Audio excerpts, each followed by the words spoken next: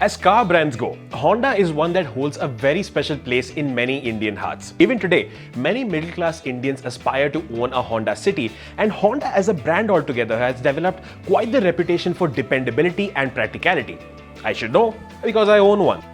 But of late, it feels like Honda is losing faith, either in its ability to get back to the glory days or in the promise of the Indian market altogether. And that has me concerned.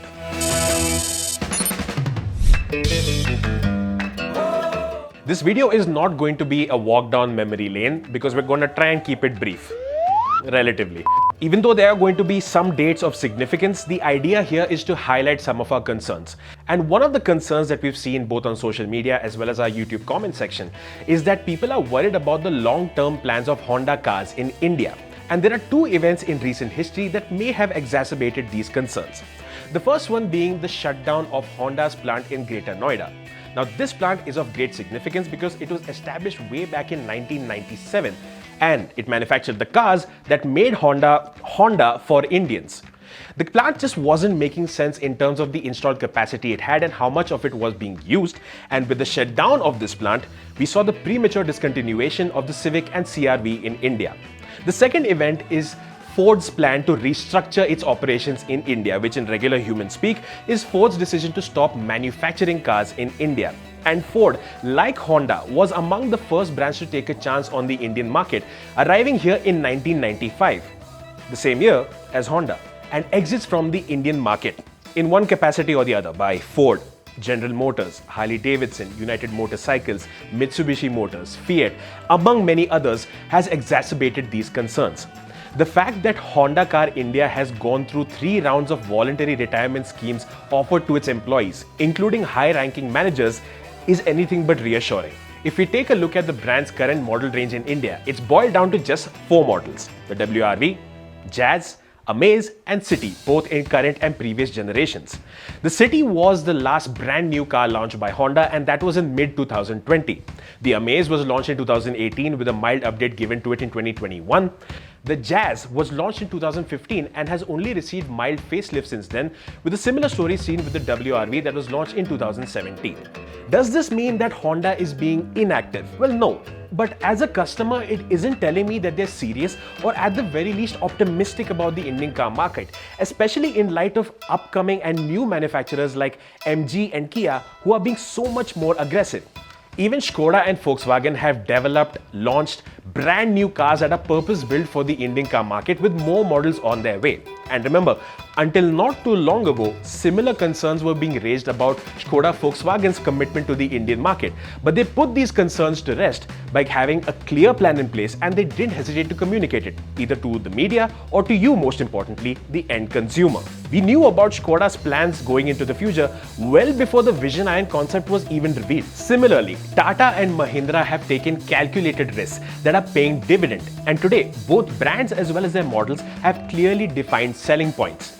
Even those who until not too long ago sidestepped these Indian brands for the allure of foreign labels are queuing up outside their showrooms to pay $250 million to buy their respective flagships. And rebadged Marutis or not, Toyota's model range is getting bigger than ever. In all of this, it's getting hard to define what Honda is doing to make itself stand out. Space, comfort, practicality and reliability may have been hallmarks for a car or its manufacturer in the mid to early 2000s, but they are not the exclusive property of any one brand today. The end result is that Honda today is settling for far less than what it is capable of. In a good month, every Honda model combined, I repeat myself, in a good month, every Honda car model on sale today combined is selling as much as Hyundai. Grand i10 Neos, one of the world's biggest car manufacturers, once one of India's biggest car manufacturers, cannot be competing with one car model of a manufacturer of which that model is not even the best seller. As it stands, the next product launch planned for Honda is the Honda City Hybrid, which is a very unique move in this particular segment. We can personally vouch for hybrids, especially because their fuel efficiency benefits aren't just on paper. You can see them in the real world.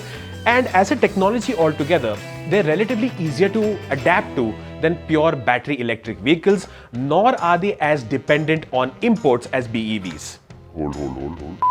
But at the end of the day, the Honda City Hybrid is not going to be a volume driver because it's going to be more expensive than the Honda City that's currently on sale, and it is a sedan, a segment altogether that's not really gaining much popularity. Honda was also expected to introduce the Vezel, but those plans never went through. Then there was talk of an Amaze-based subcompact SUV that would rival the likes of the Venue, Sonnet, Nexon and those billion options that you have in that segment, but those plans were shelved. And now we're talking about a brand new city-based compact SUV that will rival the Seltos and Creta. Definitely a move in the right direction, it is the segment to target, but it's unlikely that we're going to see anything on that front in 2022. Not to mention, to stand out in that segment, Honda will either need to knock the pricing out of the park or do something really unseen before on the technological front. Plain and simply put, Honda needs to get more aggressive and more urgent about the Indian car market, not only to get new customers on board, but also to give existing customers something to upgrade to. For example, the Honda City is one of the most popular cars in the used car market. And if you go ahead and visit the Car Dekho Gaadi store, you'll be able to choose between variants, generations, fuel types, transmission and everything else in between. But bear in mind, these Honda City owners moved on to something, most likely something outside the Honda label, because they never had something to upgrade to within the Big H family, even if they were happy with the ownership experience. So hope I was able to offer some food for thought. If there's anything that you agree with or disagree with, go ahead and let me know in the comment section down below, and let me know how you think the Honda Car India story is going to pan out. And what do you think they need to do to get things back into gear? Is it more hybrids? Is it more expensive but premium cars? Is it mass market launches, something more economical? What direction do you think they need to take, and when do you see this turnaround happening? Let's get talking in the comment section. And thanks for watching.